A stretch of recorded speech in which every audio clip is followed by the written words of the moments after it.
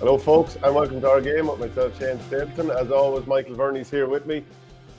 If you want to, just a couple of things to remind you about. If you want to get a coaching clinic or a fundraiser going at your club, email events@ourgame.ie. And also, if you want to get the audio podcast of the shows, go to patreon.com/ourgame. Good way to support the show as well. Michael, how are things with you? All good, Shano. Yeah, there's a few potentially very big live shows and live fundraisers in the mix now as well. So lots of people getting in touch.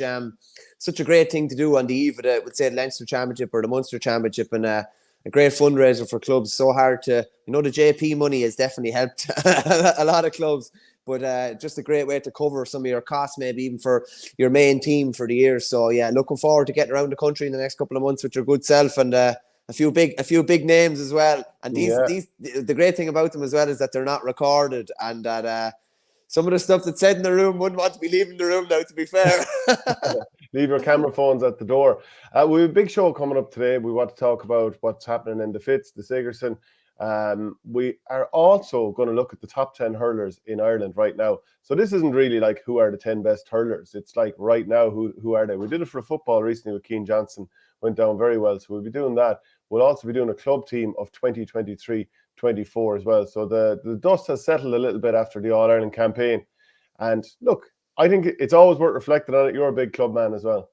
Yeah, Asher, listen, it's not that long gone now at this stage. It's nearly less than a month now ago since the club final was played. So probably the perfect time to do it. I'd imagine the club team of the year is probably in the mix at the minute, and the committees are putting together the teams, and no doubt we'll disagree with what their final team is in some respects, but that's the nature of it. And sure, listen, it's not the great thing about the GAA. No one's going to agree. It's all opinion-based. Mostly opinion-based, very subjective. So we'll see what sort of a team we put together. I'd imagine it'll be tasty enough. Yeah, for sure. What about University of Ulster winning last night? There was fairly emotional scenes from what I saw. 3 goals in the first half, and it's their 6th Sigerson title, but the first time in 16 years. The Canavan brothers running riot as always. Yeah. There was a great picture after with Rory and Dara with Peter, and it was a fair bit away from home, to be fair. It was down in Kerry. Like, Jesus, talk about I know the venues were agreed beforehand, but the spin that those guys had to make, God only knows what time they were back at base, or if they made it back to base today at all. But yeah, it was a really good final, Shane. It played in terrible conditions and pretty attractive football as well, I have to say. A couple of the main takeaways: Colin McCann, younger brother of Tiernan McCann, absolutely outstanding. Like, I wouldn't have known too much about him. He dominated the skies around the middle of the park, and even there was a ball sent in around the edge of the square near the end. He just made this absolutely phenomenal catch. The 2 Canavans were absolutely brilliant, lit it up. You're just kind of looking at the Canavans, and probably Dara in particular, just because he's a bit more experienced at senior level, and you're just thinking, like, Tyrone are struggling at the minute, but they have like potentially one of the best footballers in the country, and they just need to find a way to get him into games and get, in the next year or so, I'd say, get his brother into games as well, because the two of them are going to be in the same forward line realistically. And there's lots of other good players around them as well, with the likes of Peter Hart and Con Kilpatrick, Darren McCurry, etc. Like, they're not short of, like you'd often say with teams, they're short of forward or whatever. Tyrone are definitely not short of forward. And if you look at the Ulster dominance now, look at the first weekend of the league, 8 of them won, one drew. The Junior Club All-Ireland, the Intermediate Club All-Ireland, the Senior Club All-Ireland, all went to Ulster. Now you have Ulster University win their first Sigerson since 2008, I think it was. So it's a fair level of dominance now. And they're all going well in this year's league so far as well. And they're generally up the higher tiers. Am I right in saying that they don't have a Division 4 team? So it's not like they're winning, games against lower ranked teams. I think, would it be right in saying Antrim are probably the lowest ranked Ulster team at the minute, and they're in Division 3, along with Down. Fermanagh are in 2, Monaghan are in 1, Tyrone are in 1, Derry are in 1, the vast majority, Donegal are in 2, Armagh are in 2. Like, they're playing to a very, very high level. And funnily enough, and I know we've Mattie Forde on the show in a bit, like, if you compare that to how the southeast counties within Ireland are going, like, it's chalk and cheese. Nearly every one of them is playing Division 4, and Kilkenny aren't playing at all. So the ones in yellow are in Division 4. Yeah, Ulster football is in some high at the minute, and yeah, that was great. It was like, considering the conditions, it was a brilliant advertisement for colleges football last night and for football in general. Yeah, it certainly was. But even the two teams that are down Division 3 with from Ulster, down in Antrim, they're number 1 and 2 in that division. So that really does tell you how strong the province is just at the moment. And this, like, I didn't really get a chance to watch any of the college stuff yesterday because with the freshers, we were down to UCC. Left my house at 12 o'clock during the day, got home at 3 in the morning. Now, we stopped off for a couple of Swifties on the way back, but by God, it was a long day. They're the best days now. Obviously, unfortunately, you didn't get the result. You were narrowly pipped, but it's they are great days on the road now. College days on the road are brilliant. You don't really have anything to worry about. Like, you don't have to worry about lectures the next day. You don't have to worry about job the next day. You don't really have to worry about anything. You just go play your game and enjoy yourself on the way back. And there was always a house party. I'm sure you mightn't have been at it. Well, maybe you were, but there's always a house party and usually a bit of damage done as well towards the end of it too. Can't believe you went there. Yeah. But just I was talking about damage to the house, to be honest with you. But right, okay. I fully thought you were talking about something else. But Mary Immaculate Bet set you Waterford 218 to 212, and I was trying to have a quick look at the stream before our game started, and I think it was like 1-9 to 4 or something like that at half time. So that game was pretty much in the books. Shane Meehan was really strong in the first half. And then the other one, UL, who were chasing a 3 in a row, so off Galway, 118 to 20 points. And UL haven't lost a game in the competition post-COVID as they go for a 3 in a row. Other teams must be just, a few points behind before they even start. I'd say University of Galway are sick of the sight of them now. They beat them in that real controversial final in 22 when Keane Lynch was sent off in the wrong. They beat them well in the final last year, and they edged them yesterday. Like, that was Waterford had a great chance of beating them in the semi-final last year. It seems like that's nearly the time to beat them. University of Galway had a great chance of beating them last night and got themselves into a really, really good position down the stretch. But you're kind of looking at, the calibre of lads that UL are bringing on. Like, Killian Sampson is like a guaranteed starter for Offaly. He's been a guaranteed starter for UL the last 2 years. He only came on, executed a brilliant block, and then put the ball over the bar. That was the winning score for UL on a night probably where Gerard O'Connor was quiet, and I'm not surprised he was quiet. He'd 200 minutes under his belt before he stepped out in the field last night in the last 10 days. Just, to be honest with you, I think he should have been managed a bit differently. It's way too much traffic on his legs, and he's got another 60 minutes to come and potentially more at the weekend. Mark Rogers was quiet at times, but as I saw Derek Lynch tweeting there, like, he only needs one bullet. It's one bullet, one kill. Like, and he got that chance of a goal. It was an absolute rasper of a goal. And then he got a couple of possessions thereafter, fired over a couple of great points. I think Galway will feel it was one that they left behind, though, because they had themselves in a great position to win the game. And I was just looking up there. I was like, when did Mikey Kiley score that last gasp free against Carlow to steal that game in the Sigerson? Sorry, Fitz. That was 2 years ago. So that this whole run that they've been on, it was that close to not happening at all. Yeah, it's gas. And I obviously went to UL and played it in the Fitz final, and there would be a GA tradition there and a hurling tradition there, but they've never got near the colour of doing 3 in a row. And it's amazing. Who was in that team? Could you name the team? Oh, I'd give a fair stab at it. Paddy McCormick from Thurles was in the goals. What year was that? This was God, I'm just thinking what years I went to college. When did I finish? Probably 09 Fitz final, beaten by UCC. I'd give a stab at a few anyway. Paddy McCormick was in the goals from Thurles. Brian Fox, better known as a footballer, was cornerback. Kieran Joyce, fullback. I was the other corner. Tom Stapleton was centre back. I have the team here now. Yeah, Tom Stapleton was centre back. I don't think David Burke started, actually, madly enough. I think he might have came on. Was Jim Bob McCarthy number 5? He was. Number 7, Martin Walsh. Number 7, Tommy's brother. Midfield. Oh, God. Who's in midfield? Who's in midfield? I'm going to have to come back to that. Sean Ryan was one wing forward. Alan Egan was corner forward. Brian Carroll was the other corner. Matt Root was full forward. Ryan O'Dwyer was centre forward. Who was the other wing forward? John Green from Galway was the other wing forward. 2 midfielders. Oh, You're doing very well here. 2 midfielders. Oh, this is going to hurt me now. 2 midfielders. It's going to hurt them. Noel O'Muraku wasn't playing that day. He started the semi-final. Don't think he started the final. He came in. He came on. No, you have me at the midfield, Shano. You have me at the midfield. I can't. Pat Cronin wasn't on that team. He was a couple of years after. A guy who was an all-star. Shane O'Brien. Shane O'Brien. No. No. He came on. A guy who was an all-star at an early age. Wow. At cornerback. Oh, Seamus Hickey. Sorry, yeah. Midfield. Seamus Hickey and... No, you have me. Go on. I'm going to guess he's the Thurles guy. Mickey Gleeson. Yeah, Mickey Gleeson. Glossy Gleeson. Genie Mac, yeah.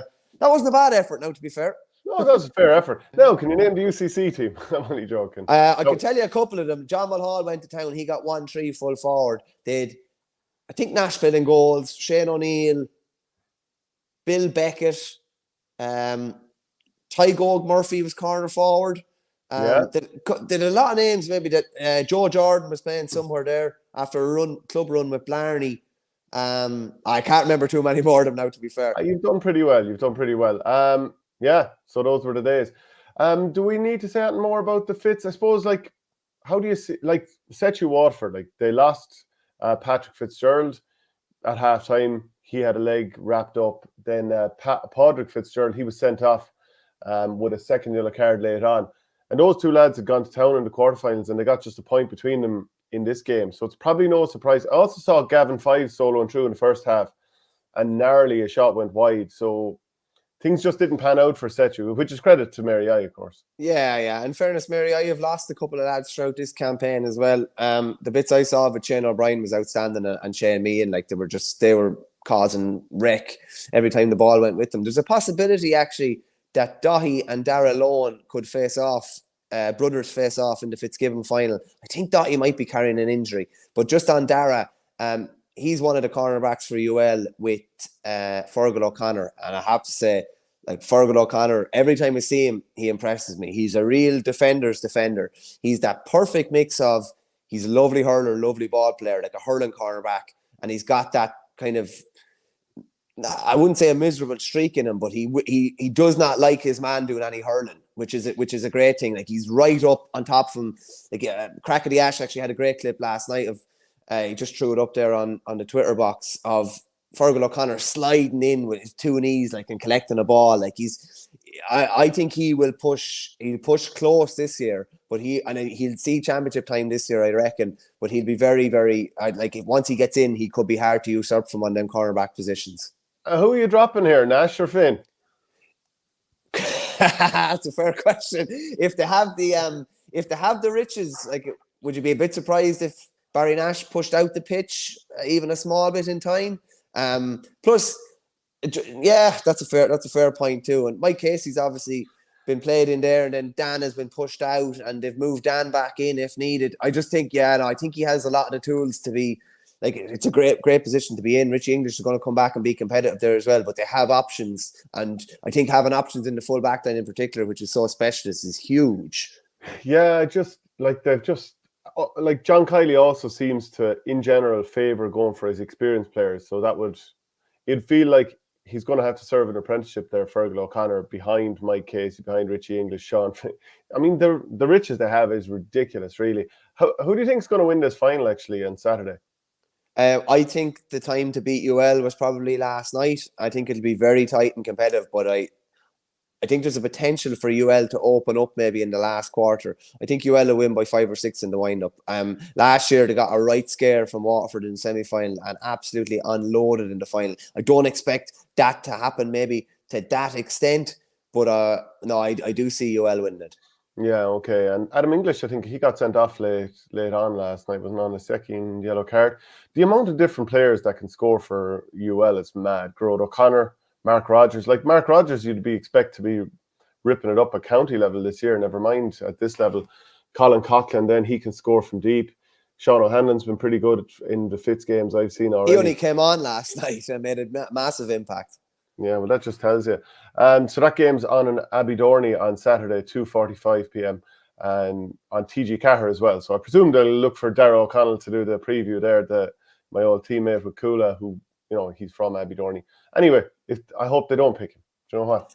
I've had enough of him. So just in terms of like the top 10 hurlers in the country at the moment, we'll just get your comments in. Let us know, who do you think? And it's right now. So you might think that Tony Kelly's the best player in the country, but at the moment he's not featuring. And there's other lads, who else could you say at the moment isn't featuring? TJ Reid. Reid. Yeah, a hell of a lot of Limerick lads as well. Like there's only been, I think they only had 6 starters from the All-Ireland featuring last weekend.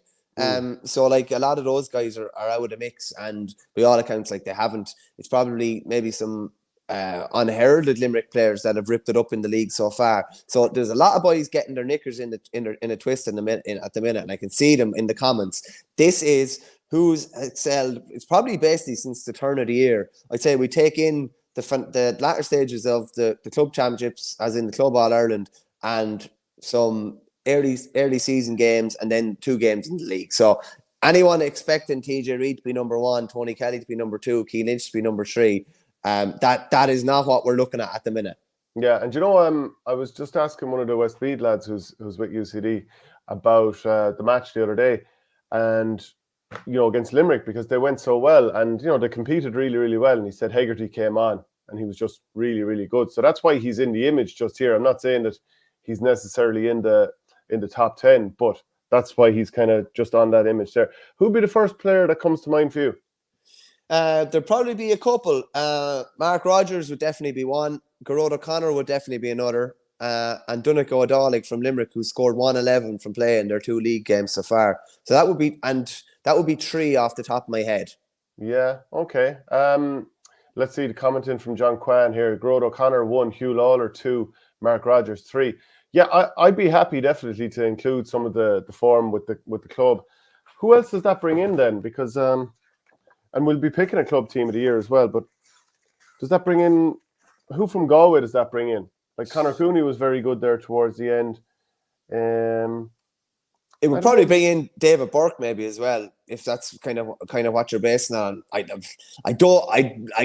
think you're kind of basing that on one game in 2024. He hasn't played any county. I kind of more probably looking at a couple of lads that would have played the club final and come back and played a bit of league, like we'll say Hugh Lawler, who was good in the club final obviously, and was good in the semi-final, but was good on Patrick Horgan the other night. Did a right kind of duel the other night. So I would definitely have him high in the mix. A couple of other names that came to mind. Adrian Mullen has been brilliant so far in the league. Scored 5 from play the other night. Tommy O'Connell from Cork would definitely be well in the mix. David Blanchfield from Kilkenny, I thought he was brilliant again the other night. He's so cool on the ball, Shane. Jesus, he's so cool. He just puts up that left hand and controls the ball anywhere, takes it down, and just usually walks out with it. A big time for him now. And then, like, who's impressing you in the Fitzgibbon Cup this year that's also playing with the county? A couple of guys I would have mentioned already. Garrod O'Connor, Mark Rogers. Well, they'd be the main 2. Fergal O'Connor, Shane O'Brien has had brilliant form so far this year. Shane Meehan, obviously, last night. Darragh Lone would be another. Mark Fitzgerald will be in the conversation as well, actually, because he's mixing the 2 at the minute and he's flying. They'd be just a couple of them anyway. And I think you have to go with what's in vogue at this moment in time, and the players that you've seen a lot of. Like, it'd be a testament to some of these lads if they're still in this conversation, at the end of the league or at the end of the provincial championships. I'd say there'd be a fair turnover of guys by the time we get to that, because first line players will have come back in. But I think pick what we think are the best 10 and the most informed 10 at the minute. Yeah, I'm just trying to think, with Limerick being so changed at the moment, it's going to be hard to pick too many lads. I know you said Donnacha O'Donnell there already. And it's funny, you would have seen different games to what I would have seen up to this point. Like Adam English I know he got a red card last night, but he's been playing quite well. Shane O'Brien, who didn't play against Westmeath, he got 1-5 the first day out against Antrim. Hegarty scored 3 that day, came on and turned the game, against Westmeath. So you could make a bit of a shout for him also. I think I'd be more going for lads that are jumping out of their skin at the minute. You know what I mean? I think you might have been muted there, Shane, for a second. Sorry, Tommy O'Connell would certainly be one for me then. Oh, Tommy's well up the conversation, I would say. Do you want to start with our top 3 and then work our way down? We've no shortage of choice, in fairness. And this could be totally ripped up, midway through. Yeah, well, I'd probably have Gerard O'Connor number 1, Shane, realistically, because he scored 100% what he got last night. We definitely had 4 got by half time, but he had scored 133 between one Fitzgibbon game and 2 league games, and he'd got 2 man of the matches thrown in there in the middle of it as well. So Gerard O'Connor number 1. No issue with having him right up there. Yeah. What about would Tommy O'Connell be high enough to be in at number 2? What about Paddy Burke of Antrim? And also before that, Cushendall. Yeah, he was good, obviously. He was good the other day, was he, against Dublin? Yeah. I think he has to be right up there. I didn't see enough of that game. Do you know, you go strong on kind of what you've seen, I suppose. Yeah. I think he's definitely in the equation. I don't know if he's at that top end. I would have Hugh Lawler right up near the top now. Okay. And I'd be happy to have him up there because he has been brilliant. Are you talking about number 2 territory? Has he been more? I would say Tommy O'Connell, given the team and the performances that he's, playing amidst, I'd probably have him a little bit higher. And also, he's trying to establish himself. Yeah, I'd have Mark Rogers right in that top 5 as well, without a doubt. Yeah. I'd say something like top 4, something like Gerard O'Connor, Tommy O'Connell, Mark Rogers, Hugh Lawler. Yeah, what about Paddy Burke though? Again, you're batting for him. I haven't seen it. I saw him in the All-Ireland Club semi-final and he was brilliant. I saw a few pieces of that game the other day. So I'm not going to... I go to bat for him normally, but I can't 100% go to bat for him at the minute. Okay, I'm going to go Tommy O'Connell, Cork. And I haven't seen too much of Clare just yet so far this year. So Rogers has been ripping it up there as well, as far as you're concerned. Rogers has been ripping it up there, and he turned the game on its head last night, realistically. And he only needs... He's flying. He was mad. What did he get? 13 for Clare the first day out against Cork. Yeah, no, I'd have him right up there. Okay, and we were saying then Hugh Lawler. Now, this could change in a few moments, folks, as we go through more names. What about Brian Hayes of Dublin? Well, I definitely would have Adrian Mullen in that conversation there, that high as well. Are you telling me you're going to put Paddy Burke ahead of Adrian Mullen? No. I'm just putting in the names for now, and then we can rejig as we go. I'm going to put in Brian Hayes as well because he really has been impressive for a Dublin team that has not been overly impressive in their first couple of games. I'd have Killian Kiley in the top 10 as well, and I would definitely have Shane O'Brien from Limerick in there too. Keelan Kiley, surely, the way he pronounced it. But he spells it Killian, so that'll do for me. Well, I spoke to him and I asked him, and he said it's Keelan. I'm going to pronounce it Killian. Right, okay, you're sticking to one. Really took the class. It is Keelan, to be fair. It is Keelan. Yeah. I think he dislocated his finger the other day. He was off for 3 minutes. Came back on and he was brilliant, and in terrible conditions he was outstanding. So he'd be your number 1 in terms of an off-league guy to go into this list? He would. Killian Sampson wouldn't be a million miles off. He didn't start last night, but he had a massive play at the end. In terms of other off-league lads, he'd be number 1. He'd be number 1 at this moment in time. Yeah. Okay, a few people saying, one person saying Paddy Levy and another person saying not Paddy Levy. Crater is saying Sean Rinn, very good newcomer in his first couple of games for Clare. Yeah, they've been good. Any bits I've seen in them have been good. I would have Mark Fitzgerald in the conversation too. He was centre back for UL last night. He's been brilliant for Waterford as well. Another one of those players that's very busy. Conor Foley from Wexford was man of the match with 3 points against Kilkenny in the league. Who else? David Blanchfield I would have in around there. Conor Whelan's probably not totally ripping it up at the minute, but he was still good the other day. And I would have Ronan Matter in around the conversation as well, but probably outside the 10. Yeah, I thought Breen was very good for Tip the other day, even though so was Whelan. But Whelan looked in ominous form, and I thought Breen kept into him quite well.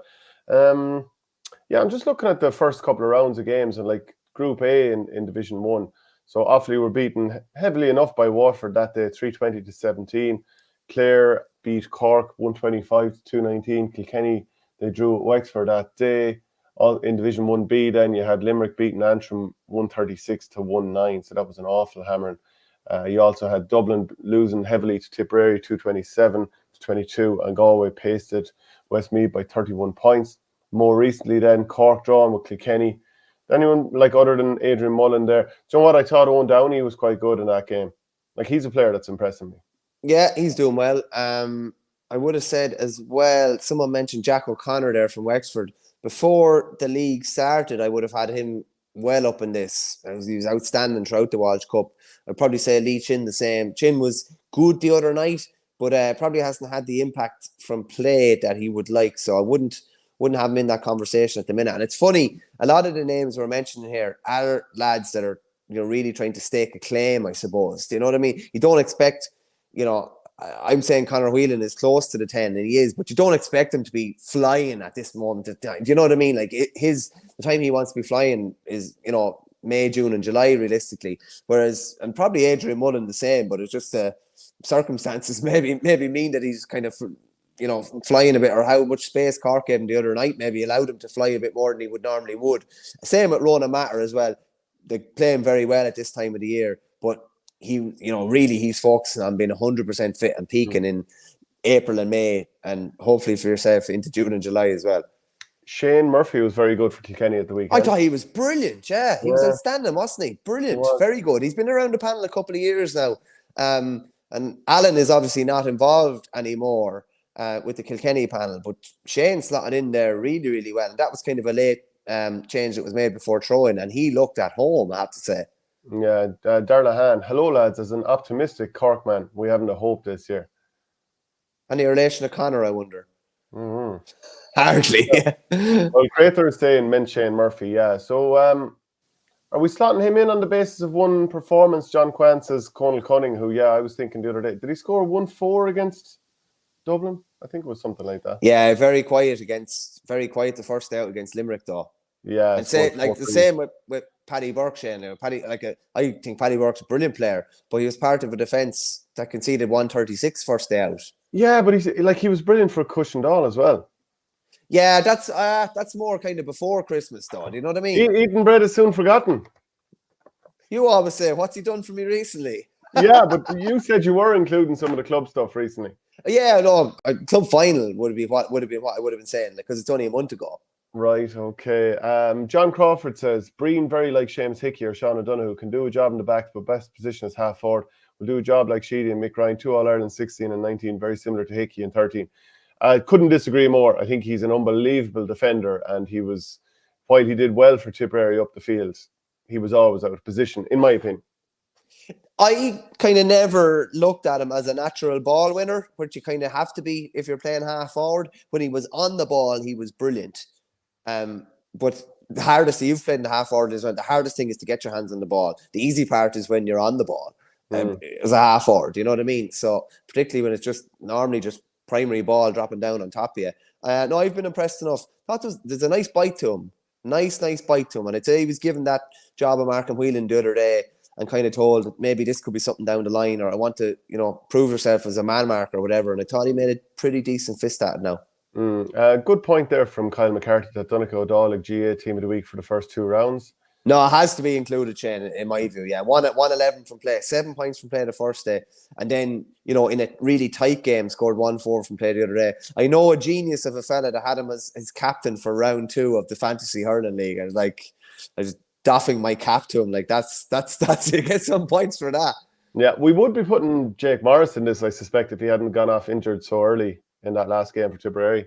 I think so, yeah. I think so. We'd probably be putting Pádraig Fitzgerald and Patrick Fitzgerald very, very close if they hadn't had varying fortunes maybe last night for Waterford, but they'd been flying it up until that point. And again, was it Patrick Fitzgerald you were saying that was in a kind of a leg, or was kind of wrapped up or whatever? Yeah. Just such a taxing time for guys at the minute. You really are walking a tightrope with certain lads. That's why you just hope Garrod O'Connor and Rogers and would say Darrell Owen, TJ Brennan, and a few more boys are able to get through Saturday and then rest up for a couple of days, and then hopefully not play the third round realistically as well, and give them a bit of time to either enjoy the Fitzgibbon success or drown their sorrows a bit. Yeah. So who should be shooting up this list? I would definitely have Donegal O'Donnell up a lot higher. You know, with the best will in the world, Paddy Burke. I don't know if Paddy Burke's in the 10 here realistically. Well, let's put him in the lower reaches just at the moment. I hope he won't take it personally. No, he definitely won't, because if he watches this show, I'd say he knows how highly thought of he is by us anyway. But again, there is another fella that is looking to peak come championship as well. He's well established. Antrim, he's one of their best players at this stage. Yeah. Anyone else you'd move up the list? We're looking at moving up Donegal O'Donnell there. I'd probably with fifth. I'd swap Mark Rogers and Tommy O'Connell, being honest with you. I just can't have it. I'm sorry. I'm going to veto that one. Okay. Tommy O'Connell is only doing it with his county. Mark Rogers is doing it with county and college. But his county's going well, whereas Cork have basically looked like the same old Cork, and yet here's a guy who's going completely against the grain, being combative, getting stuck in, scored an unbelievable goal in the top corner that kind of helped Cork revive their chances against Clare. Against Kilkenny, when they were absolutely dreadful in the first 25 minutes, he was stepping up like a man. So, look, I don't always, look for the veto and push that hard, but you might give it to me this time.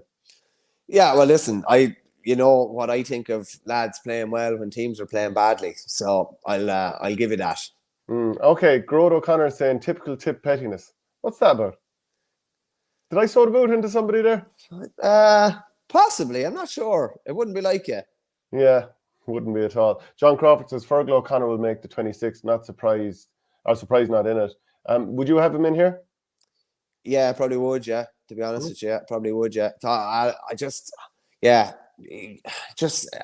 think he's a real defender's defender. Yeah, I'd have him on maybe the lower reaches, I'd say, but I would have him in there.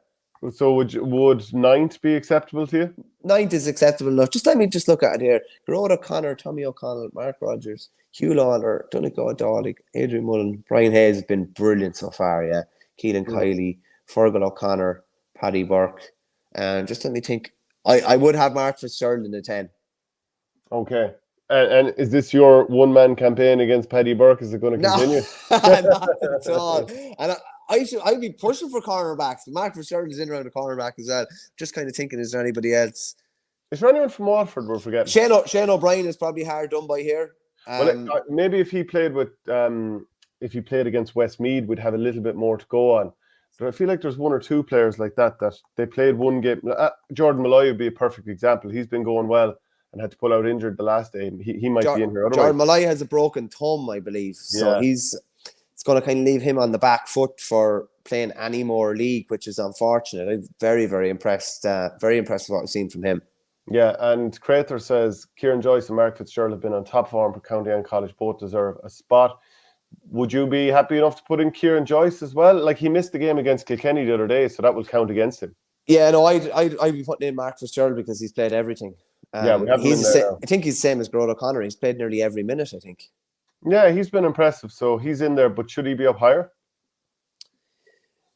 No, I'm kind of happy enough with where he is, to be honest with you. Happy enough with where he is. Yeah, Mouse Kavanagh, according to River Power. So if we go through that list, are you happy with the total order of it? I know you want Rogers up higher, but you're... Well, Traumspieler here says it's far too skewed towards the big counties. Give Paddy Burke from Antrim his due. But, like, you can only go on what you've seen. Like, I saw Chris Nolan in the Fitzgibbon. He was outstanding. So was John Nolan. The bits I saw, Mouse Kavanagh was brilliant against Kerry, but you can't see everything. Plus, probably giving a little more kudos to the lads that are doing it at the higher level as well, if you get me. Do you know what I mean? Yeah. Because they are playing against the cream and they're doing it against the cream. Okay, well, we'll go with this as our list. So just to go over it once more, Grode O'Connor of Tipperary, number 1. This is top 10 hurlers right now, so based on form. Tommy O'Connell, Cork, Mark Rogers of Clare, Kilkenny's Hugh Lawler, Limerick's Donegal O'Donnell, and Adrian Mullen is 6th from Kilkenny, Brian Hayes, Dublin, Keelan Kiley, Offaly, 9th, Fergal O'Connor of Limerick, and 10th, Mark Fitzgerald. Overall, not bad. Not a bad team at all, or not a bad 10 at all. how many, and name them, will be in our next 10 that we pick? Oh, the club team of the year. No, Okay. how many? When we pick 10, our top 10 hurlers at the end of the league, how many of those 10 will still be in it? I don't know if there'll be that many. Gerard O'Connor, I think, could be in there. O'Connell, Rogers, Lawler. Actually, probably about half of them. Adrian Mullen could be in there also. I thought when I asked the question that there'd only be two, Hugh Lawler and Adrian Mullen, but I wouldn't be that surprised if there was 4 or 5. Yeah, Yeah. O'Connor, Rogers, the two Kilkenny lads. I'd say they'll still be in the 10, just Yeah. about maybe. We also wanted to talk about our club team of the year. So I think it's something like 2.5, 3 weeks have passed by since the All-Ireland final, maybe 3.5. And it's about time we got around to naming our team of the year. No doubt there'll be an official one put out soon enough. But is Gerald Kelly going to be the man in goals for you? He probably is, yeah. Steve Murphy wouldn't be a million miles behind him. And Stephen O'Keefe probably a bit behind as well. But like Kelly, made some great saves in the penalty shootout in the All-Ireland Club semi-final. He pulled off that great save. Forget who it was to deny. And then about 30 seconds later, he put over a free that, they won an All-Ireland by 1 point. I thought he had some massive plays. And I think he's well-deserved number one. Yeah, number one. I'd go Keane O'Mahony, also St. Thomas, is number two, because the job he did on Desi Hutchinson under pressure, and I'm not saying that Hutchinson didn't have an impact as well, but in terms of the ball going in, usually people get absolutely filleted. So I'd be happy enough to put him in as number two. Yeah, thought he did a great job on Owen Wall in the final as well, to be honest with you. And he's in with Galway at the minute. And it's going to be interesting to see whether he gets a chance to impress, because I think he's matured into a really good defender now. Now, Desi did still get 1-4 off him in the All-Ireland Club semi-final, but he was brilliant in a sense as well. Do you know what I mean? He won so much ball against the head. Yeah, and I think that's maybe a conversation that we need to have when we get further up the field. But yeah, I think he's absolutely nailed on for that club team. Yeah, and I've got the match programme here from the All-Ireland Club semi-finals, and I'm looking at the full backs. So it's Barry Coughlin, Fintan Burke, Hugh Lawler and Liam Gillen. Probably going to be Hugh Lawler, isn't it? I think realistically it is.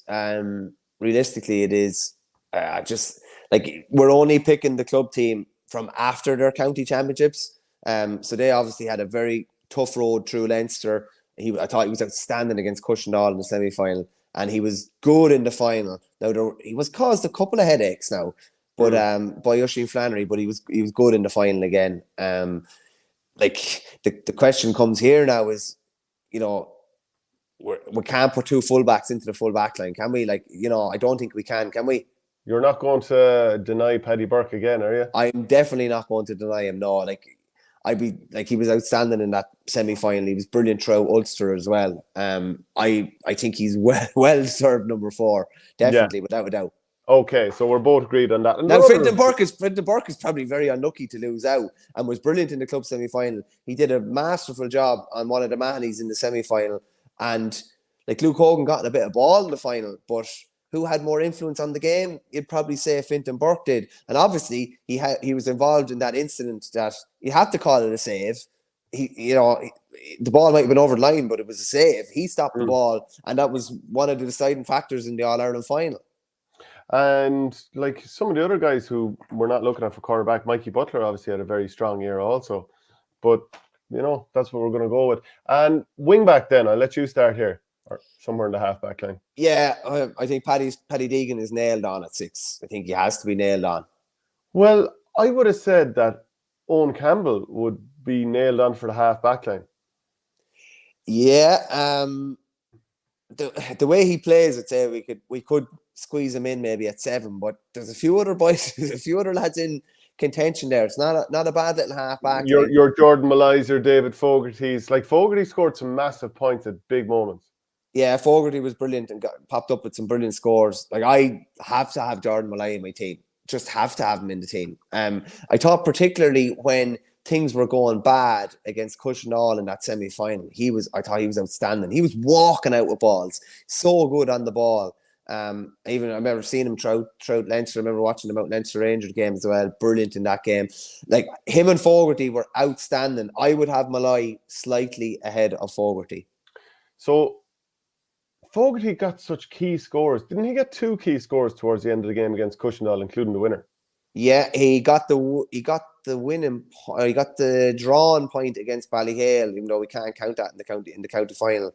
Well, we can count it if we want. Like, you made up that rule. I don't remember signing that. No, it's just like someone will say someone was beaten in the county final, but they were unbelievable throughout the county campaign, and we mightn't be able to back that up, like, or we mightn't be able to, legitimize that. That's kind of more what I'm saying, and more, I'm more covering our backs here, like. Yeah. You were looking for a way out.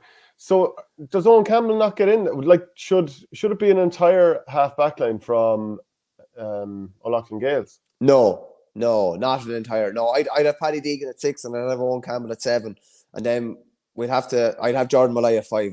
I'm happy. No, I can't put the three of them in. I would edge Jordan Malloy slightly ahead of David Fogarty. Are we wrong in anyone from the provincial championships here that didn't get to the provincial finals or win them? Maybe not wrong on them. Ballygunner did win. I thought Shane O'Sullivan was brilliant throughout Ballygunner's campaign. I thought even when they were going poorly, I thought he was very good. Shane Cooney was on the All-Ireland winning team, obviously. Thought he was very good too. Is there anybody else? Scott Walsh was quite good. Yeah. Who else? Was there anyone for Nafina that really stood out among the lot? Would have had maybe the Currys, maybe potentially a bit further up the pitch, maybe. AJ Murphy at times, but some of his heaviest scoring was actually within Dublin. That's not saying he's not a candidate here, but we are splitting hairs in some respects. Traumspieler has McMahon from Clonlara centre back. Yeah, he was very good. They only played 2 games now. It's the only thing. Colm O'Mara. Colm O'Mara is brilliant. Yeah, he came on last night actually for UL. Like, what a player to be able to bring in. Dermot Stritch, he had some good moments against Killadangan. Stritch was very good. Yeah, John Conlon obviously would be in around maybe the conversation further up the pitch as well. Yes, I said this needs more research. Well, we're picking it on the hoof, so it had 0 research other than going to games throughout the year. No, fair bit of research in, like. Not for me. Let's call a spade a spade. It is going to be weighted to, like, O'Loughlin's played 5 games to get to to be, including the final. Thomas has played 2. Ballygunner played 4. It's someone played 1 or 2 games. They are going to be down the pecking order here. It's like if you don't get to an All-Ireland semi-final, you're going to be down the pecking order in terms of All-Stars. That's just the nature of it. Yeah, so Richard Hogan says draw versus Ballyhale, winner versus Nafina, winner versus Cushendall, and equaliser versus St. Thomas. Presume he's talking about Paddy Deegan there, isn't he? No, I'd say he's talking about David Fogarty, yeah. Yeah, so you've wronged him. Yeah, he was very good. Between the two, I'd say David Fogarty, but I've already called one veto today. Okay, yeah, I'd stand over Jordan Malloy, absolutely no problem whatsoever. Now, and that is harsh on Fogarty. I get that too, but it just, I don't know. I thought Malloy, particularly when they weren't going well, brilliant player. David Burke for midfield, surely. I think he's absolutely nailed on, isn't he? Sure, he played the full 80 minutes against Ballygunner. It was brilliant, and he was man of the match in the final with 3 points. Yeah, he's absolutely nailed on. I think Paddy Levy's nailed on midfield as well, I have to say. He was very good throughout their Munster campaign, and he was definitely in their top 3 in that club semi-final. I thought he was brilliant. Yeah. Okay. Anybody else that we're not mentioning there? When I was picking my team beforehand, lads probably didn't jump out at middle of the field now, I have to say. I thought they were the 2 standout candidates. Jack Nolan and Keane Loy weren't bad for O'Loughlin's, to be fair to them. They were good, yeah. They were good, definitely. Don't think they were at the level of either of those 2 now, to be fair. Yeah. Okay, half forward line then. I think Conor Heary's going to get the number 12. I think he's nailed on, yeah. Probably had a quiet lyrical all year. A quiet-ish second half of the final. Funnily enough, after he got that yellow, maybe he didn't feel like he could play as he normally would, but yeah, he was an absolute force of nature the whole way through. You put Conor Cooney in at 11, like he was unerring against Ballygunner. Only for him, like they needed to have someone that was going to be like basically 98-99% free taking success, and he was. And like his second half of the semi-final or the second half of the final, when he he tested Hugh Lawler and took the game by the scruff of the neck, I think he'd get in there.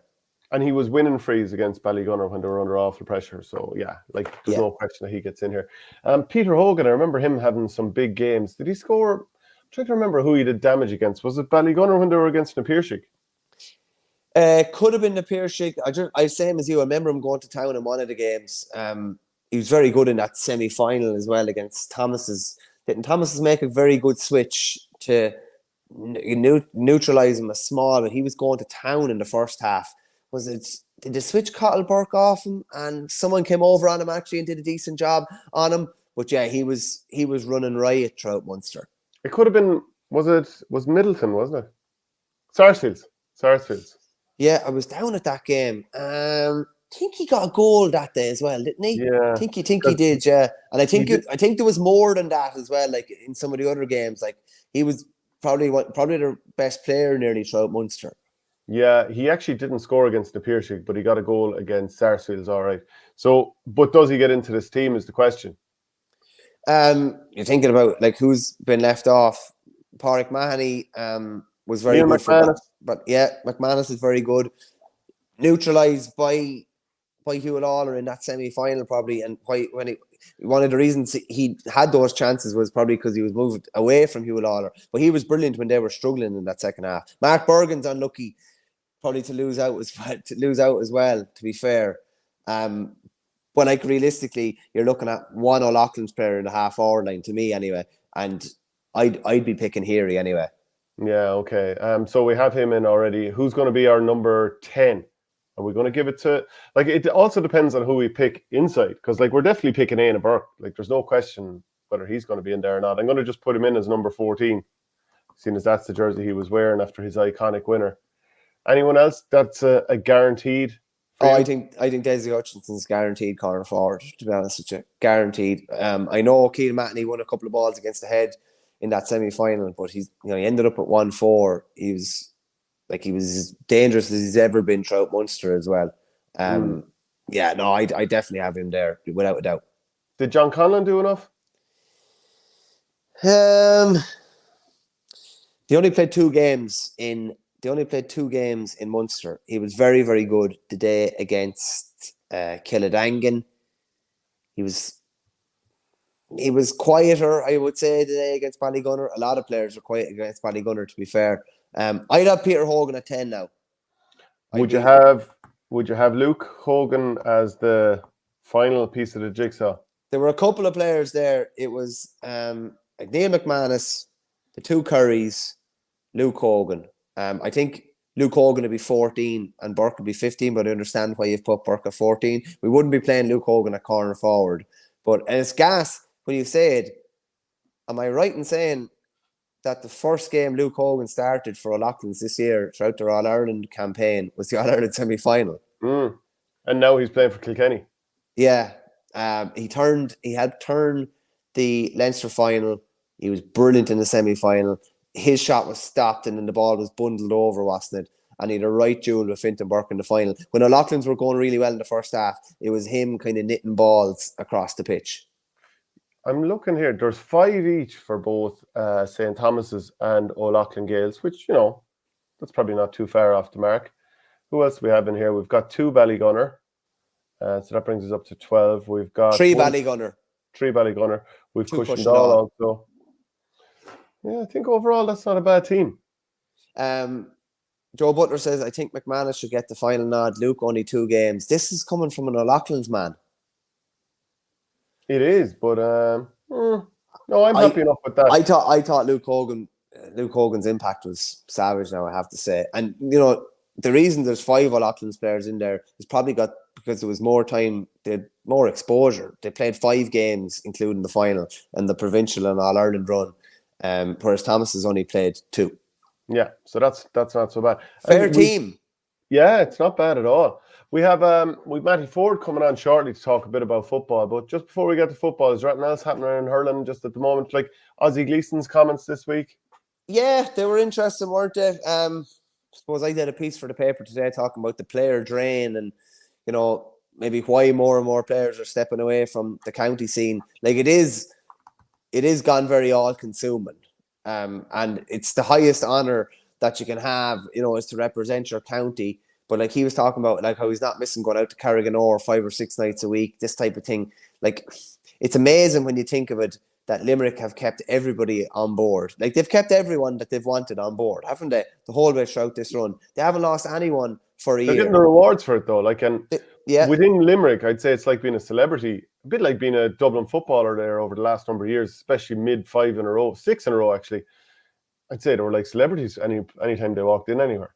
yeah, I'd say so. Yeah, it does come back to a lot with the way they're managed as well. Like, what's the reason why a lot of lads step away from county scenes? They feel like they don't have a life outside of hurling or football. And Limerick have clearly struck the balance. From any time you hear any of them talking, they've clearly struck that balance very, very well. That when they train, and it's very, very serious or whatever. But like, they do seem to have lives outside of the pitch. Very interesting as well. Gleason's comments coming very, very hot in the heels of Micheál Byrne stepping away from the Kerry panel. Like, here's a guy at 27 who has, been involved in the last 2 All-Ireland finals, but feels like he's not getting enough game time and feels like the juice isn't worth the squeeze. And this is someone at the high end now. And he's, I'd probably say he's probably guaranteed game time in nearly every game Kerry will play. And Jack O'Connor was just quoted as saying that, like, comes a time where lads balance whether the effort is worth the reward. And he kind of said that Micheál had reached that point where he feel like he maybe wasn't getting the rewards for his efforts. Like, there's another conversation here about the guys from 20 to 30 in squads. Like, it takes some management. It takes some management to keep everyone happy. You're never going to keep you're never going to keep everybody happy, but so difficult. Your panel is nothing without those guys, but yet they have to kind of be happy almost to know that the fact that they might only play a bit part, they mightn't see any time at all. Yeah, and if the team keeps winning, it's very hard to change it as a manager. So you could be watching your team there thinking, I'm flying in training or I'm working so hard, but it's very difficult for a manager to just uproot his team. Like for John Kiley, for example, because they've won so many of the recent All-Irelands, yes, there's a huge lure for players to be involved at the back end of the panel, but I'd say if a guy has done his time there for 5 or 6 years and he's not seeing much game time, it's probably hard to even look him in the eye at times, because he's putting in all this commitment and he's getting none of the reward, or certainly nowhere near the same level of reward. And I'd say that's why you often see teams refresh their panels, or sometimes people can't understand, why have all these players retired after winning an All-Ireland with Tyrone and they're still of a good age? They're probably like, well, look, it's already been proven I'm not going to get in, or the league starts the following year, you're not getting in, and players are like, okay, I've had enough. Have you had that, you don't have to name when or where like that, but have you had that where you were basically getting the silent treatment? I've definitely had that. Oh, yeah. Where you're not playing and like there is no dialogue whatsoever. And I don't think managers realise how much players from, say, numbers 20 to 30 think about, like, even like, just say, Shane, all right, you're number 22 for this game and you see no game time, and just say the next day you're number 25. I don't think managers realise that.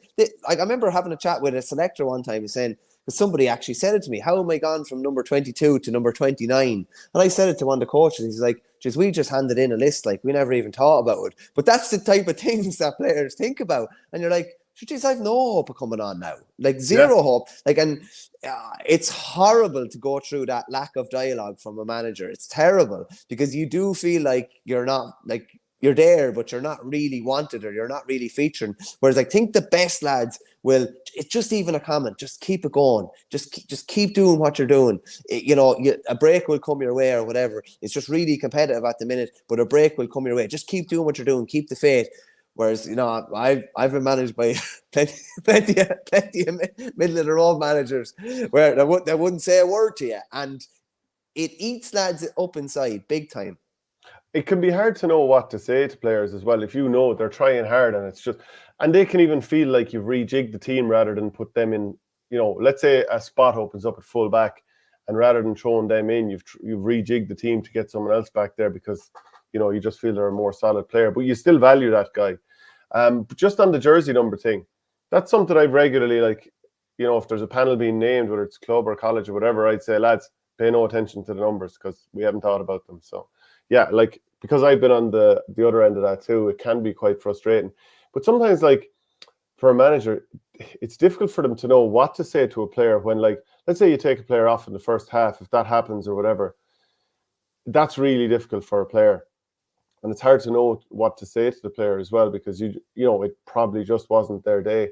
Like, it's a tricky one to juggle, especially when it's an amateur thing. Very tricky. Yeah, it's very, very tough. And at the end of the day, particularly at club level, like, you have to really respect the fact that lads are giving up their time for just basically for their love of the game and their passion for their club or whatever.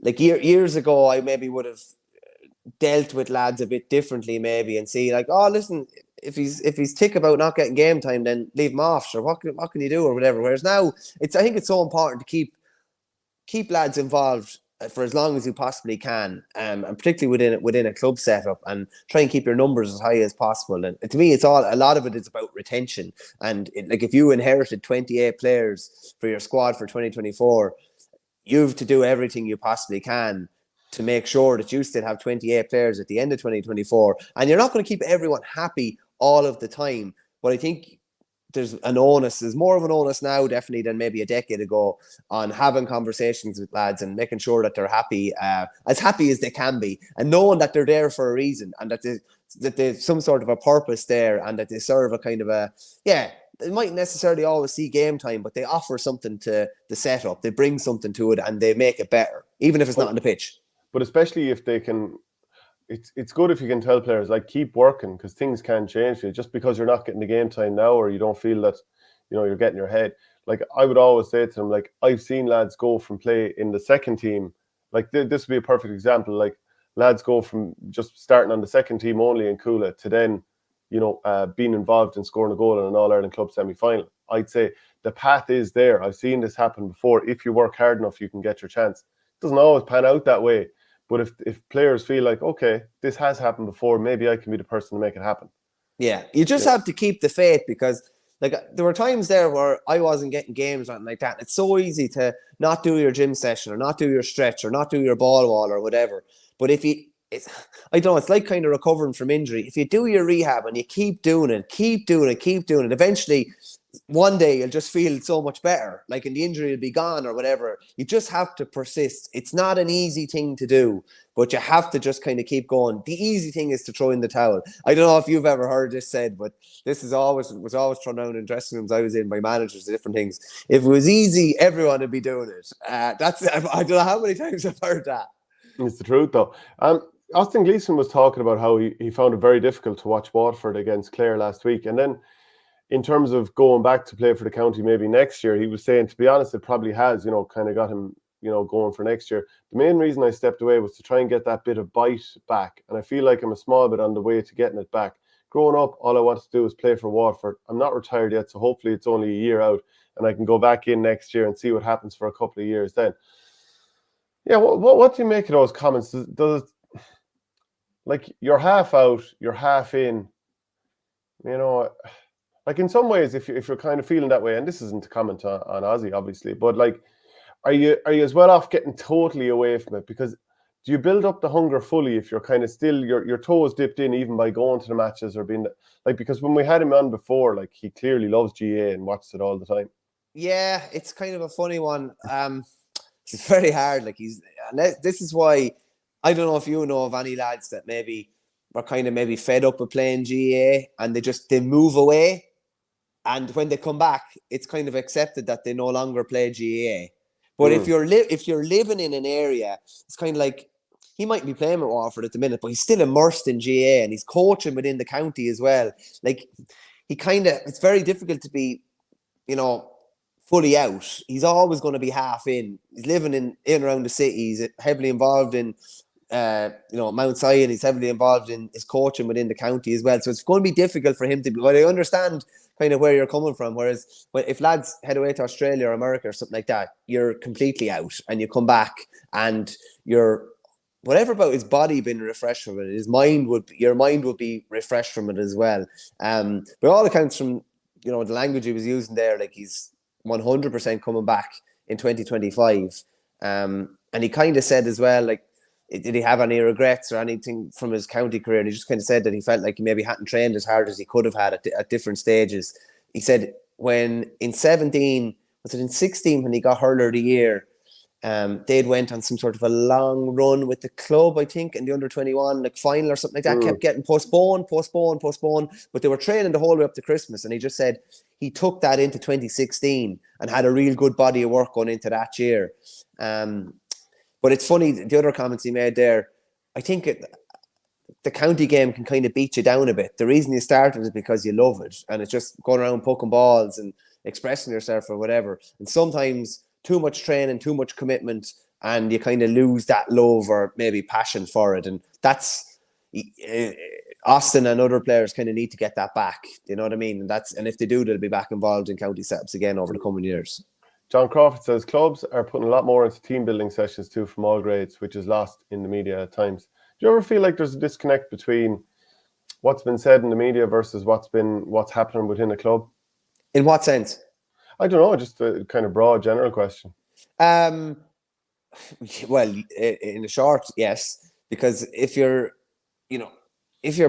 working in media and you're not part of a club or kind of seeing what's going on the ground and seeing the problems on the ground, and also seeing, how many nights a week are they training. Like, I heard a comment pass last week that anybody can play club hurling or anybody can play club. And it was one of the most ridiculous comments I've ever heard made. It was absolutely ridiculous. I couldn't believe what I was listening to.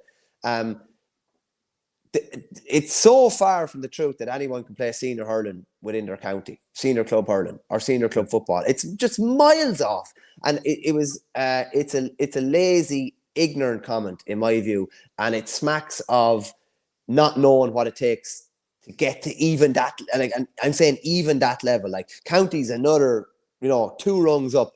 To play senior for your club requires an extraordinary amount of commitment, and it's basically probably devoting yourself from, I don't know, 12, 13 when you really start getting at it to mid to late 20s or whatever. It takes an incredible commitment, and I just think anybody that doesn't realise that and thinks that anybody can play senior club is just miles off it. Yeah, and don't get us wrong, it's obviously a great hobby to have as well and a great way to use your time, but you're looking at, if you're going to be playing on top with the first team in your club and they have any sort of ambitions at all, you're probably doing something 4 to 5 days a week. Never mind your diet and all that kind of stuff. So, I think the key, Shane, to maintaining the enjoyment is to try and keep the collective sessions down as much as you can. Like, I still think it's perfectly acceptable for a high-ranking club team to train 3 times a week, just 3 times a week, and do their own bits themselves, but in their own time. I think the idea of clubs meeting 5 nights a week, I like collectively. Okay, right. So here'd be the trade-off, that if you were doing gym stuff in a lot of clubs around the country, you don't have maybe the gym culture of some other areas. So I would have found when I came up to Dublin, the gym culture was quite strong, and I don't know, is it because Gaelic football was ahead of its time, ahead of hurling anyway, for sure. But also maybe there's a lot of rugby schools and all that kind of stuff. So maybe it was just a bit more of the done thing. Whereas if you're from a rural club, like doing the gym, it needs an awful lot more supervision. Oh, it could be a little bit wrong, but that's what I would have thought. Yeah. Oh, okay. I take that point. There's a man that played club for a hell of a long length of time and played county for a hell of a long length of time as well. Matty, how are you? Good, lads. How are you keeping? Good. We're just actually throwing around, Matty, at the minute. Is the club game even gone too committed now? Is there too much training involved? You're not long out the door with the club. Yeah, I'm out. Well, I'm out a few years at this stage, but it's hard to say. Like, I can only speak from what I'm seeing here locally, and I certainly wouldn't say they're overtraining by any manner of means. Like, by the time I finished playing with Wexford, you basically didn't train with the club till the county scene was finished, and that obviously hasn't changed. But it probably is getting very serious. Like, you look at the likes of the Glens and the Kilmacudds, what they must be doing. But I would certainly say at a local level here in Wexford, I certainly wouldn't say that the club players have been overtrained, to be honest. What do you make of the way they've changed the club situation? It was play the hurling first in a block of 6 or 8 weeks or whatever, and then onto the football, and then you'd be back out in Leinster, and if you were a hurling team, you haven't played collectively for a couple of months. They've changed it out to the week on, week off, haven't they? Wexford, yeah, we've gone back to alternate. I'm not certain whether it's 1 or 2 alternating weeks of hurling and football. I don't think anyone in Wexford could argue that the county game in Wexford has improved by the split since the split season came in. I think we're arguably at our probably lowest ebb, I would say, with both county teams. The hurlers were in a poke of a ball, have been relegated to out of the Lee McCarthy last year. Like, and the footballers, barring 1 year, I think in 90 in out division 4, which we came straight back down and didn't win a game, haven't been out division 4 in a long number of years, and I'm not sure the prospect is looking any better. So look, at whether it's going to improve it, I don't know. I just know definitely since it has been changed to the hurling being played first, there's been very, very little club football played. Players, I'd say the county players never played as little club football as they have over the last number of years. And you'd be hard pressed to find a club in Wexford who has prioritised football over the last 4 or 5 years since the hurling has come first. But look at, as you said, Shane, it's definitely affected. We've had our three county senior hurling finalists have been beaten in the first round in Leinster, having to wait, I think, about 11 weeks, I think I'm right in saying, to play in club championship, I think by Laois, Carlow and Offaly over the last 3 years. So, it certainly hasn't, I don't think anyone could argue that it's helped either county team, that's for certain. Mattie, I'm not sure if you've seen this, but this was shared by Chris Traynor in the last couple of days. So it's about Gaelic football, basically, in the southeast, and all of the teams here in yellow are Division 4, and the one in black is Kilkenny, and they're not participating in the league at all.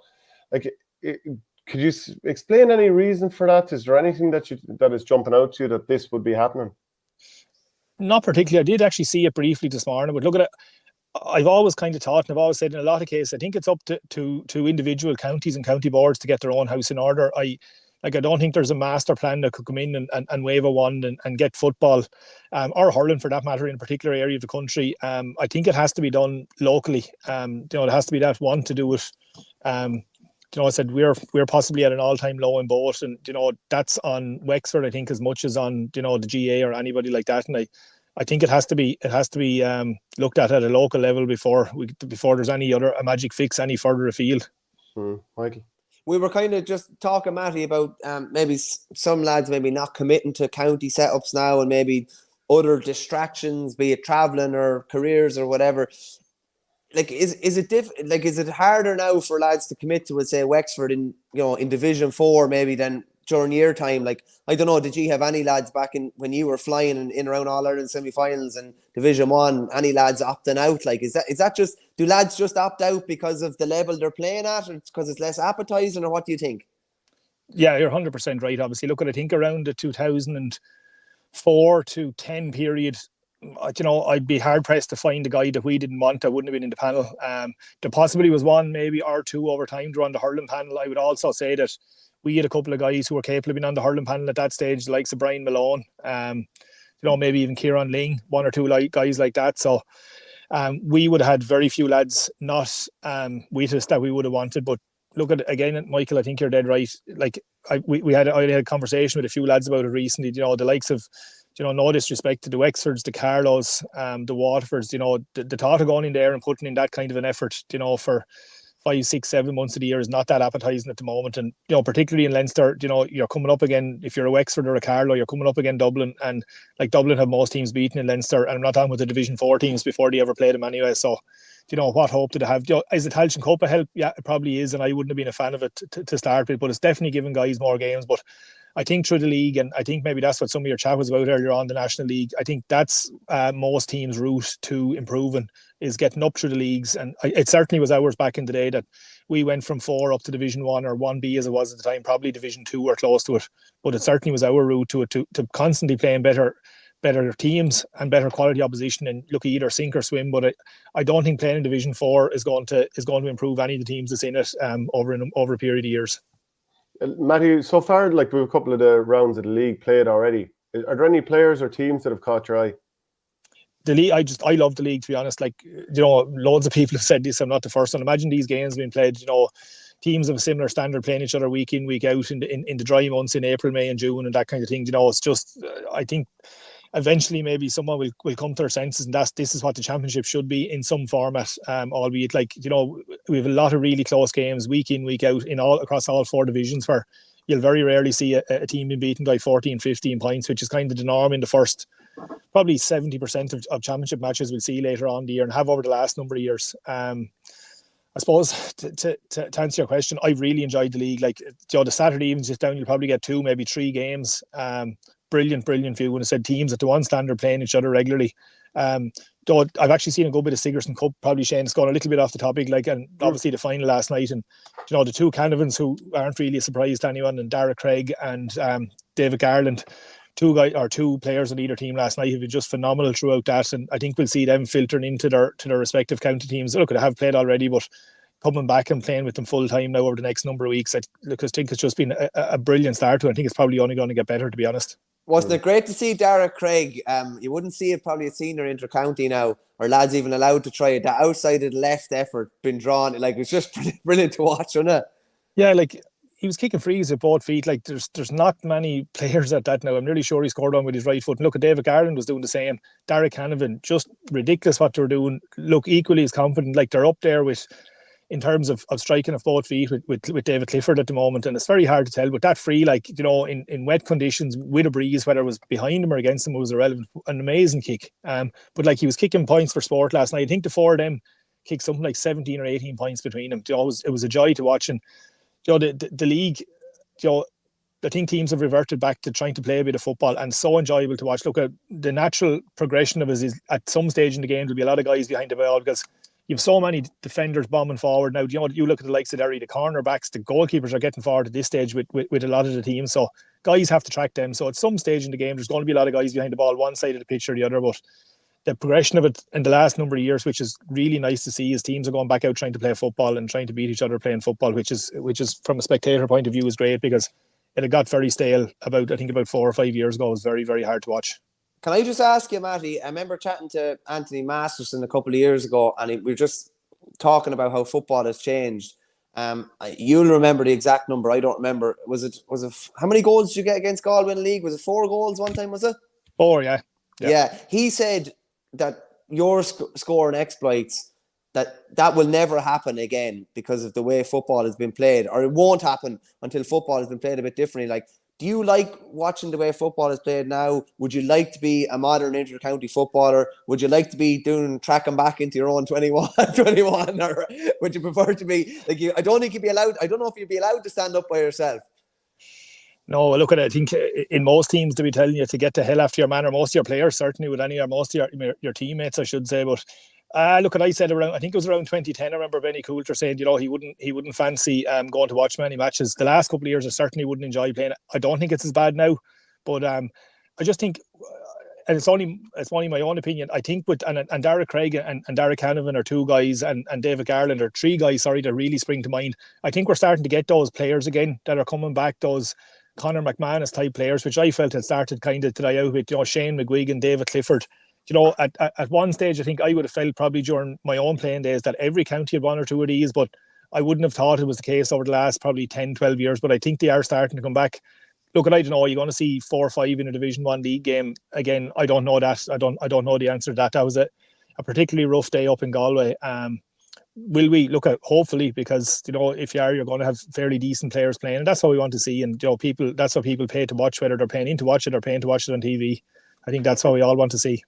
Matty, the way we were talking about Derek Craig hitting place balls off both feet, we've seen Shane Walsh do it. Would you have ever kicked them off the left? I did. Look, particularly with the club, I suppose, with Wexford, we kind of had the luxury of having Kieran Ling, so I was fairly well warned. Now, mind you, that was only inside about 25 yards because his little short legs couldn't kick it much further. But we had the luxury of, obviously having him there. He was a brilliant free taker from that side, so I didn't really have to go over there too often. But yeah, I would have done it with the club fairly regularly. It's not something that you really want to be doing, but there was times, I suppose, where you had to. But I'm not sure I would have been up to the standard of the kicking of last night, to be honest. Would they have gone over though when you did go on the left? Look at a fair few of them did. There was times where I kind of had to revert to going with the outside of your right foot because you probably had a little bit more confidence in it, to be fair, and particularly from a little bit of distance. But yeah, look at a fair few of them went over, but it was kind of it was the last chance, I suppose, to have to go off the left if needs be. Because Kerry are playing this weekend against Mayo, I was thinking about Sean O'Shea playing in the inside forward line. Obviously, David Clifford is the main man in there. Do you see, like, number one, where do you see Sean in terms of like his best position, and could the two of them, can Kerry afford to play the two of them inside? With the likes of Paddy Clifford, who will, I think automatically play further out the field. I think they possibly can play inside the boat. Of course they can, but like, I think, to me, Sean O'Shea is the typical kind of centre half forward, going back to the mould of like Pádraig Joyce or Brian McGuigan. He's a real playmaker. His head is up all the time, as are most of the Kerry guys. Like, Paddy Clifford fascinates me. He's stolen the ball, not even looking at it most of the time, which is, it's you just don't see that anymore. But as most of the Kerry players are, but particularly Sean O'Shea and Clifford, to have their head up all the time, obviously trying to find the likes of David Clifford and guys like that inside. But I think he's a centre forward. Can he play inside? Of course he can. Will the two of them play inside at any particular given time? I don't think they will. I think you'll just see teams filtering an awful lot of players back and trying to block the two of them up. I think both of them need space. I think it's too easy.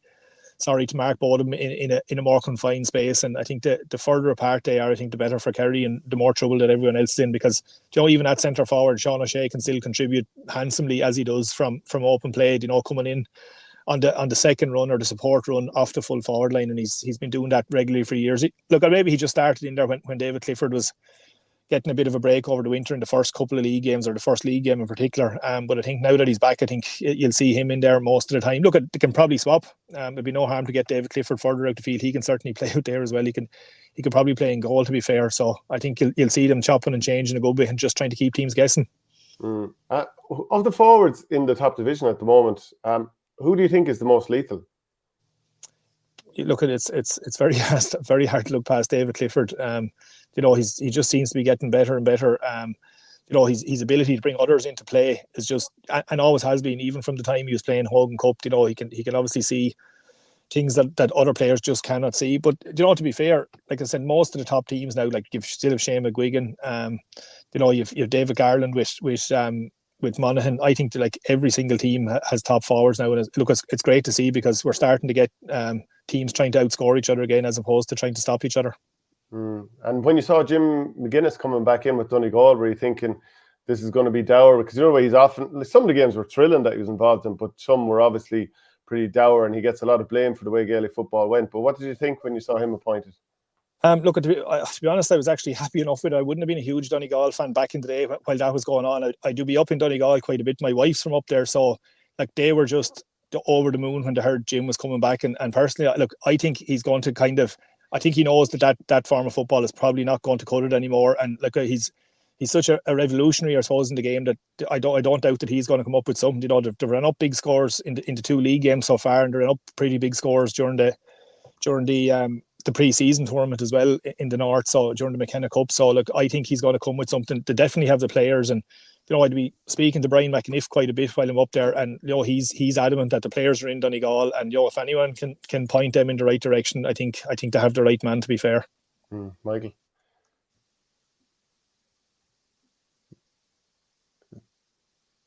can you hear him there? I can't, no. Michael, you must have muted yourself. But just in terms of like Kerry and Mayo playing this weekend, like, have you been impressed? Like, how impressed have you been by either team so far? Mayo have 2 wins from 2. Yeah, like, impressed by both. Look, at Kerry probably could have snuck it over Derry in round 1. But I think Derry probably did deserve to win it, but they were out on their feet at the end of that match, particularly the Glen lads, for obvious reasons. But Kerry were quite impressive going up to Monaghan after what Monaghan done to Dublin in round 1. They really put them to the sword and coming back somewhere near full strength. That's without the likes of Jack Barry as well, who's obviously moved on, and I see Micheál Burns has now left the panel as well. But I think Kerry will win the game at the weekend. Mayo have their 2 wins, and Mayo have been quite impressive, as they were last year in the league, and went on to win it, obviously. But they have a good group of players, and they're able to take players in and out. A couple of guys playing with UCD last night as well, particularly in the defence, who've been fairly impressive. Ryan O'Donoghue up front, obviously, they have a lot of good players and a lot of players up to that Division 1 standard. So I think Kerry, they don't lose many games at home. They won't be happy after losing to Derry. I'd fancy them to win by a couple of points at the weekend. But, if they do, I think both of those teams are still sitting reasonably pretty in Division 1. And look, unfortunately, for most of the teams in Division 1, it's just about staying in it. Winning the league is not a big deal anymore, which is unfortunate, because it is such a really good competition, I feel. But, winning is nearly a hindrance, and I think it was obviously a hindrance to Mayo last year. Do you think in a way it'd be better to just, so it's not that hindrance of playing a league final, that just whoever finishes top of the table is given the title? Look, maybe, but I just like to be given at least 2 weeks between the league final and the first round of the championship. Kerry will invariably probably have that if they were to get to a league final, because there's obviously less games to be played in Munster. But I think, look, there's something nice about winning a national title, and particularly when you have it in Croke Park. The league final days in Croke Park are, they're big days out and they're good days out. To win a Division 1 National League would be huge. We were beaten in one by Armagh. It would have been massive had we been able to win it, and I think it still should hold the prestige there somewhere. And other than just finishing top of the league and maybe winning the league on scoring difference or something like that, or head to head, I don't think it'd be a great way to sort it out, to be honest. Michael, just on something you mentioned earlier, Matty, what's the ideal kind of championship structure for you? Is it like basically Division 1 and Division 2 of the league playing off against each other, and the top 3 or 4 going into quarterfinals, or what do you think? Look, there's loads of smarter people on the topic have come out with me with structures. I would just like to see Division 3 and 4 have some chance to get into it, even be it in a one-game playoff. The top team in Division 3 or the top team in Division 4, or probably in both, get one chance to get themselves into it. And then, look, invariably you're going to end up with the quarterfinals are going to be 8 teams of Division 1 and 2. I think the days of seeing a Division 3 team competing in All-Ireland quarterfinal, I think, are going to be very, very scarce going forward. I think that the gap is just getting bigger realistically between divisions 1 to 2 and 3 to 4. So just a division, that's why I said I think the base of the league has to be important, that teams can improve and get themselves into the championship through that. But look, I give a proper incentive to Division 3 and 4 as well, that they get one crack at it. If they lose that, they're gone. But look, you've possibly won Division 4 of the league, you're into Division 3 next year. I think that's your avenue to improve and getting yourself up to Division 1 and 2.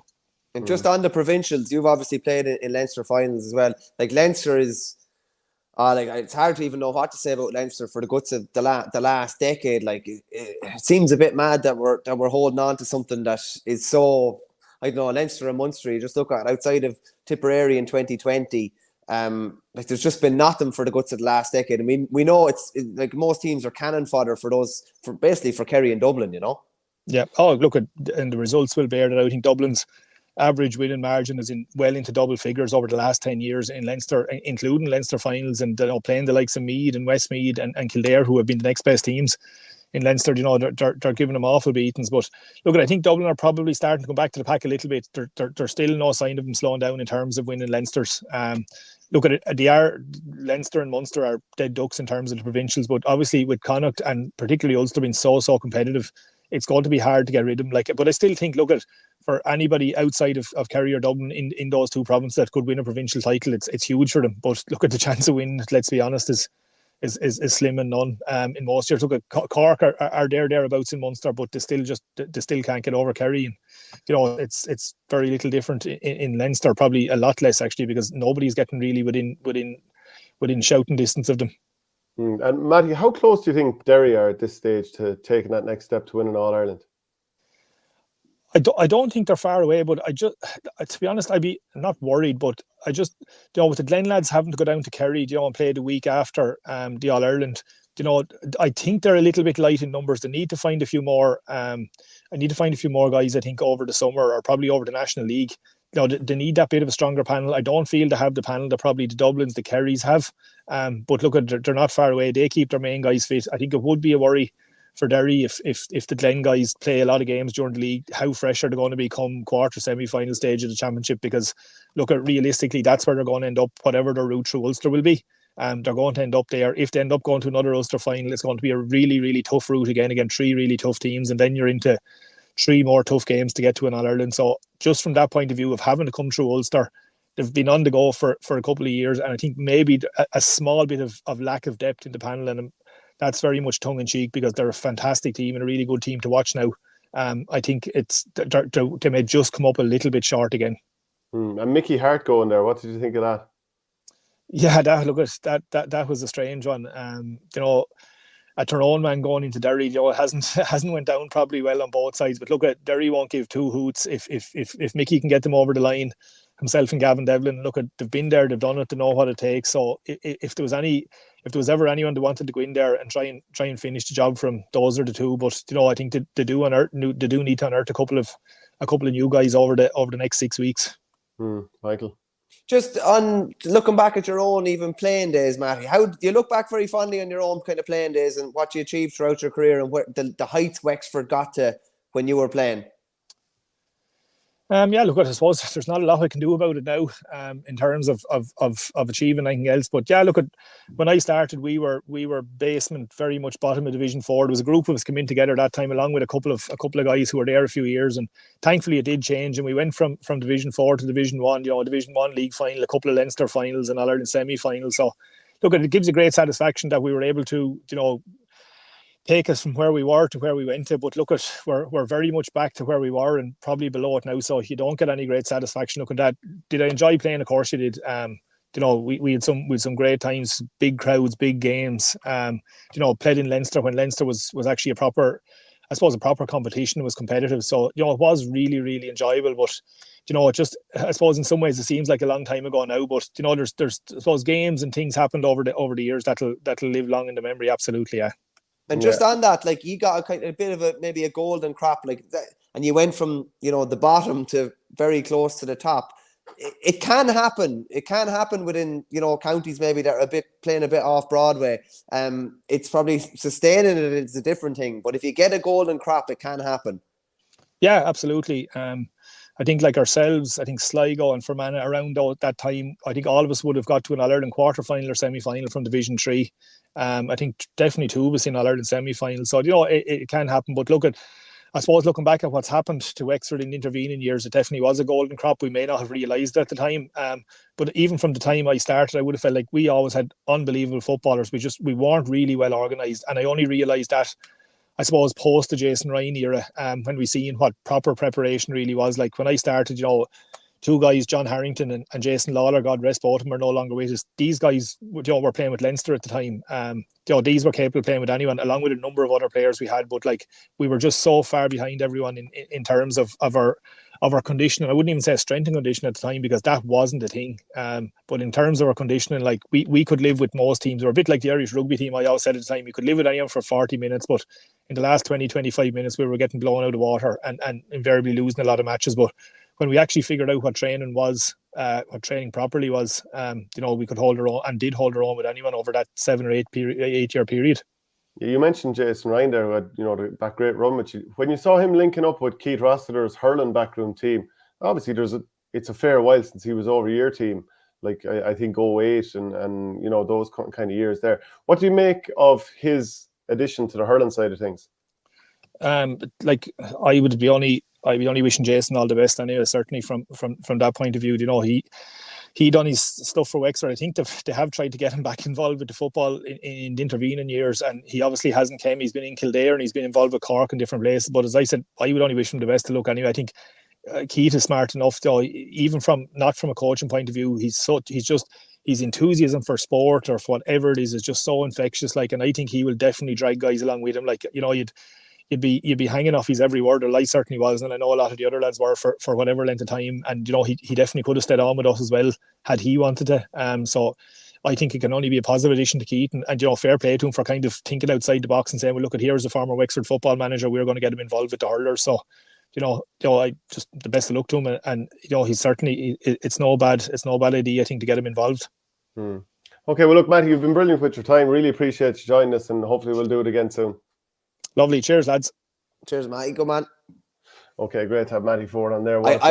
We could have buttered him up before he came on. I don't know if you saw that thing, that podcast with Dana White, where the other day, where a fella said, Dana, you're this and you're that, and he's saying you're unbelievable, and Dana White was just like, I'm sick of podcasts, and he just left. He left the podcast before it even started. So I was, we can wax lyrical about Matty now that he's gone. Like that day down in Carlow is probably the single greatest individual football performance I've nearly ever seen. I think he scored 214, and they were been beaten out the gate in the Leinster semi-final. Like, what an absolute force of nature. He was some player. Do you know, I was thinking about kickers when we were talking about frees and whatever, and Rory Beggan came to mind. as another brilliant kicker, much like Mattie. And did you see this shared by Ty Gleeder? So this is like a really long-range kick. It's 65 yards. And I've seen the likes of Justin Tucker would be a brilliant kicker for the Ravens. Right When he post. hits 66, it's big. Right post. Look at this, 65 yards. He's best ball of the day. The man is going to the NFL. I just love it's the accents mightn't be that American, but it's just so American. They're basically like trash talking him before he takes the kick. It's kind of so realistic. Have you ever seen the film Basketball? No, I heard it's rubbish. No, it's funny. It's funny enough now. It has its moments. Basically, you're allowed basically say any amount of smack talk before somebody takes a shot or whatever. You basically psych him out. But they were obviously testing him to try and make sure that he's going to be able for whatever is thrown at him. But like we're only seeing like clips and bits and pieces, but it looks like he's a fair chance that he could be picked up. Vinnie Corey won't be happy, but it would be phenomenal. And as I said, I don't really have any interest in the NFL. I just found out the result of the Super Bowl, the next morning. I probably knew about it before you did, to be fair. But I would tune in to see how he's getting on, or I would tune in to see how Mark Jackson is getting on. Like I think, whoever about Taylor Swift bringing global interest to the Super Bowl, Rory Began would have nearly every Irish eye on it, I'd say. Just in terms of the football, then there's loads on this weekend. Kerry Mayo, Derry Monaghan, Dublin Roscommon, Tyrone Galway, they're all the Division 1. Down Division 2, Cork against Cavan, Donegal, Fermanagh. Geezer is going back to Kildare with Armagh, and I wonder what he thinks when he looks at the state of Kildare and the fact that they have all this talent, all this underage success in recent years, and it just seems to be nothing, only discord there. Meath against Louth, so that's always a tasty fixture between the two of them. And with Ger Brennan, I'm sure he doesn't love Mayo or Meath from over the years, so that'll make that a tasty fixture there.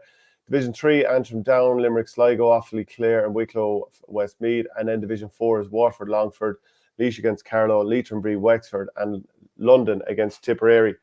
Any other thoughts before we finish up?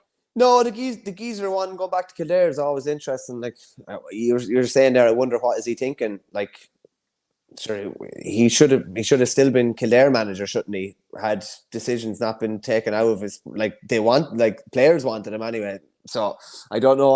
I don't know how much sympathy he has at board level. I wouldn't say he's too much sympathy with the chairman basically saying that it's not good enough what's going on in Kildare at the minute, which is probably only heaping pressure on Glenn Ryan, who I didn't realise was serving a sideline ban for the first 2 games. I hadn't realised that.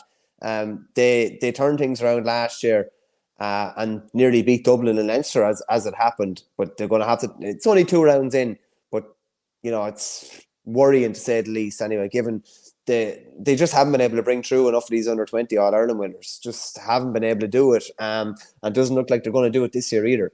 Okay, well look, that's it for the show this week. We'll be back on Monday as we always are. Back to you then, Michael. Cheers, Shano.